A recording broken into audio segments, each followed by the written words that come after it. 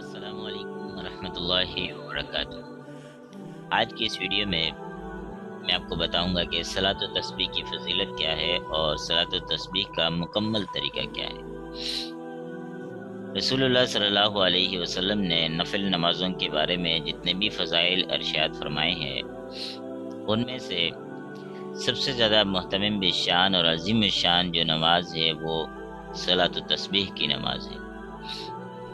اسی لیے بہت ساری احادیث میں اس کے بارے میں خاص ترغیب ہے، اور پیغمبر علیہ الصلوۃ والسلام نے بڑے اہتمام کے ساتھ اس کو صحابہ کرام رضوان اللہ علیہم اجمعین کو سکھایا ہے، اور تواتر کے ساتھ امت کے اندر یہ جو ہے نا اس نماز کا سیکھنا سکھانا اور فضائل کا جو عمل ہے وہ چلتا رہا ہے، یہاں تک کہ فتاوی شامیہ میں موجود ہے کہ صلاۃ التسبیح میں اتنا زیادہ ثواب جاننے کے باوجود بھی اگر کوئی اسے نہیں ادا کرتا تو وہ یقیناً دین کی ناقدری کرنے والا ہے۔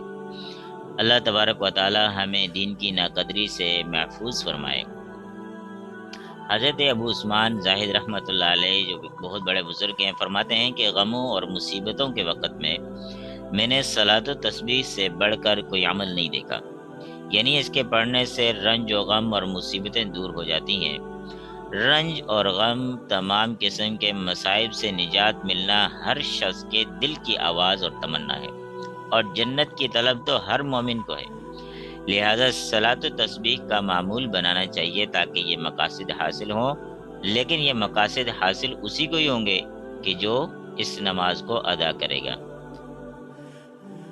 رسول اللہ صلی اللہ علیہ وسلم نے نفل نمازوں میں صلاۃ و تسبیح کو ایک نمایاں شان سے جو ہے تعلیم فرمایا ہے، اور اس کے بہت بڑے فضائل ذکر کیے ہیں، اور اس کی فضیلت میں ہے کہ ہر قسم کے گناہ، چاہے وہ بڑے گناہ ہیں جن کو ہم کبیرہ گناہ کہتے ہیں، چاہے وہ صغیرہ گناہ ہیں، ہر قسم کے گناہوں کو اللہ تبارک و تعالی معاف فرما دیتے ہیں۔ پیغمبر علیہ الصلوۃ والسلام نے اپنے چچا حضرت عباس رضی اللہ تعالیٰ عنہ کو اور حضرت جعفر رضی اللہ تعالیٰ عنہ اور حضرت عبداللہ ابن عمر رضی اللہ تعالیٰ عنہ اور دیگر صحابہ کرام رضوان اللہ علیہم اجمعین کو انتہائی شفقت اور بڑی تاکید سے اس نماز کی تعلیم دی، جو اس نماز کی فضیلت اور اہمیت کے لیے کافی ہے۔ اسی لیے علماء اور صلحاء، محدثین، فقہاء اور صوفیاء کرام اس کا بڑا اہتمام کرتے ہیں اور دوسروں کو بھی اس کی تعلیم دیتے ہیں۔ کچھ احادیث آپ کے سامنے رکھتا ہوں اس کی فضیلت کے بارے میں۔ حضرت عبداللہ ابن عباس رضی اللہ تعالیٰ عنہما سے روایت ہے کہ رسول اللہ صلی اللہ علیہ وسلم نے ایک دن اپنے چچا حضرت عباس رضی اللہ تعالیٰ عنہ سے فرمایا کہ اے محترم چچا، کیا میں آپ کی خدمت میں ایک گراں قدر انتہائی قیمتی عطیہ پیش کروں، ایک انتہائی قیمتی تحفہ پیش کروں؟ کیا میں آپ کو ایک خاص بات بتاؤں؟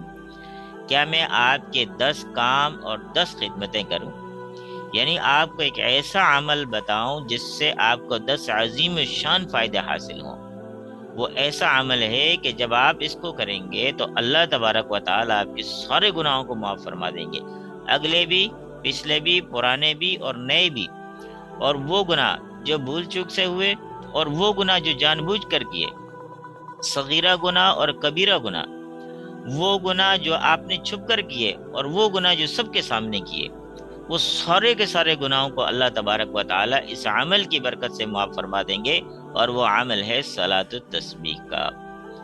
صلاۃ التسبیح کا یہ جو عمل ہے 4 رکعت کی نماز ہے۔ 4 رکعت کی نماز میں ہم نے اس طرح سے پڑھنا ہے کہ سب سے پہلے آپ نے نیت کرنی ہے کہ نیت کرتا ہوں 4 رکعت نماز نفل صلاۃ التسبیح، ٹھیک ہے؟ پھر اس کے بعد آپ نے اللہ اکبر کہا۔ اللہ اکبر کہنے کے بعد آپ نے جو ہے ثنا پڑھی، سبحانک اللہم و بحمدک و تبارک اسمک و تعالی جدک ولا الہ غیرک۔ اس کے بعد آپ نے 15 مرتبہ آپ نے پڑھنا ہے، سبحان اللہ والحمد للہ ولا الہ الا اللہ واللہ اکبر۔ تیسرا کلمہ سبحان اللہ سے لے کر واللہ اکبر تک آدھا کلمہ 15 مرتبہ آپ نے پڑھنا ہے۔ 15 دفعہ پڑھنے کے بعد آپ نے پھر اس کے بعد اعوذ باللہ من الشیطان الرجیم بسم اللہ الرحمن الرحیم. پھر سورۃ الفاتحہ پڑھنی ہے. الحمد للہ رب العالمین الرحمن الرحیم مالک یوم الدین ایاک نعبد و ایاک نستعین اہدنا الصراط المستقیم صراط الذین انعمت علیہم غیر المغضوب علیہم ولا الضالین.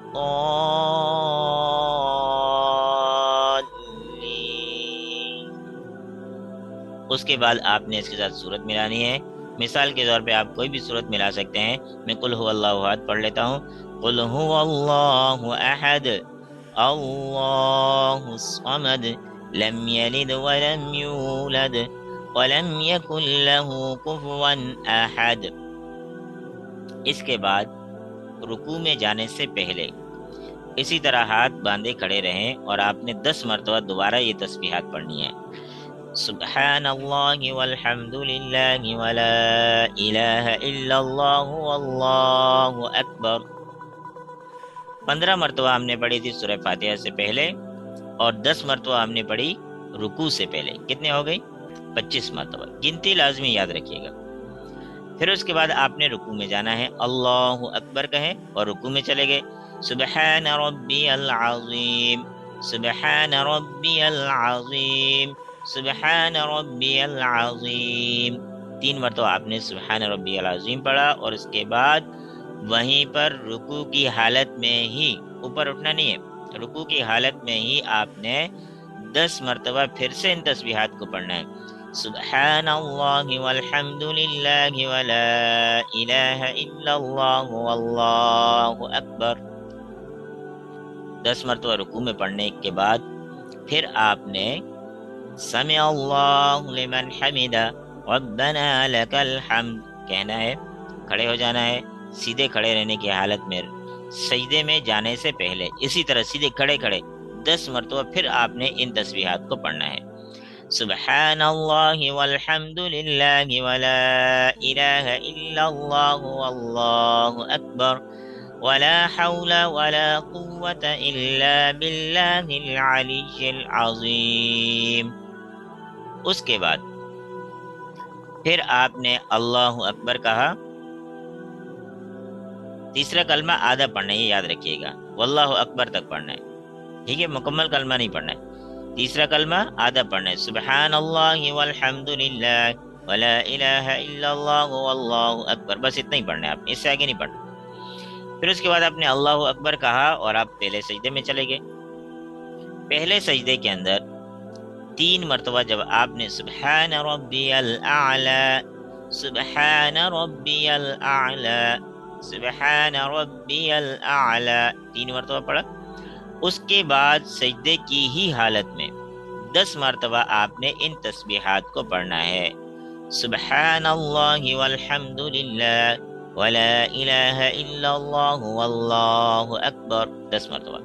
اس کے بعد آپ نے اٹھ کر بیٹھ جانا ہے دونوں سجدوں کے درمیان.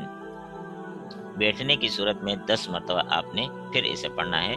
سبحان اللہ والحمد للہ ولا الہ الا اللہ واللہ اکبر. 10 مرتبہ پڑھنے کے بعد پھر آپ نے اللہ اکبر کہا اور دوسرے سجدے میں چلے گئے. دوسرے سجدے میں بھی اسی طرح آپ نے 3 مرتبہ تسبیحات پڑھی. سبحان ربی الاعلی سبحان ربی الاعلی سبحان ربی الاعلی. اور پھر اس کے بعد وہیں پر سجدے کی حالت میں ہی 10 مرتبہ آپ نے ان تسبیحات کو پھر سے پڑھنا ہے. سبحان اللہ والحمد للہ ولا الہ الا اللہ واللہ اکبر. ٹھیک ہے؟ تو یہ ایک رکعت کے اندر 75 مرتبہ پڑھنی ہے.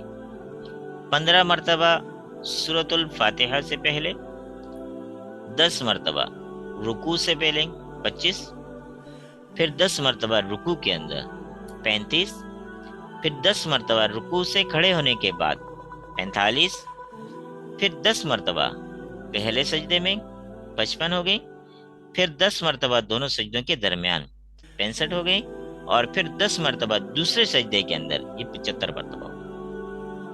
اسی طرح سے بالکل اسی ترتیب کے ساتھ آپ نے دوسری رکعت بھی پڑھنی ہے، تیسری اور چوتھی بھی، کہ ہر رکعت کے اندر 75 مرتبہ آپ نے سبحان اللہ والحمد للہ ولا الہ الا اللہ واللہ اکبر اسی ترتیب سے آپ نے پڑھنا ہے۔ اب یہاں پر ایک سوال یہ ہے، اگر نماز کے اندر جس طرح سجدہ سہو ہو جاتا ہے، اگر کسی سے سجدہ سہو ہو گیا تو کیا سجدہ سہو میں بھی یہ تسبیحات پڑھنی پڑیں گی یا نہیں؟ تو جواب اس کا یہ ہے کہ جناب سجدہ سہو کے اندر یہ تسبیحات ہم نے نہیں پڑھنی۔ اگر سجدہ سہو کی ضرورت پیش آ جاتی ہے، کوئی واجب ہم سے رہ جاتا ہے یا فرض کے اندر تاخیر واقع ہو جاتی ہے جس کی وجہ سے سجدہ سہو کرنا پڑ جاتا ہے، تو سجدہ سہو کے اندر یہ تسبیحات ہم نے نہیں پڑھنی، اس لیے کہ تسبیحات کی جو تعداد ہے وہ 300 ہم پوری کر چکے 4 رکعتوں کے اندر، ٹھیک ہے، لہٰذا سجدہ سہو کے اندر اس کو نہیں پڑھنا۔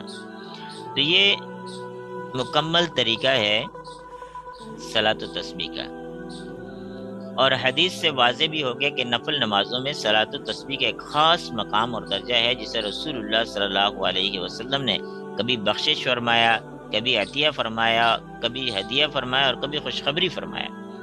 اللہ تبارک و تعالی اس کی برکت سے بندے کے اگلے پچھلے نئے پرانے جان بوجھ کر کیے ہوئے، بلا ارادہ کیے ہوئے، چھوٹے بڑے چھپ کر کیے ہوئے، اعلانیہ کیے ہوئے سارے گناہوں کو معاف فرما دیتے ہیں، چاہے وہ شخص دنیا کے تمام لوگوں سے زیادہ گناہ گار کیوں نہ ہو۔ اس لیے لازم ہے کہ ہم حسب سہولت اس نماز کو معمولاتی زندگی میں شامل کریں۔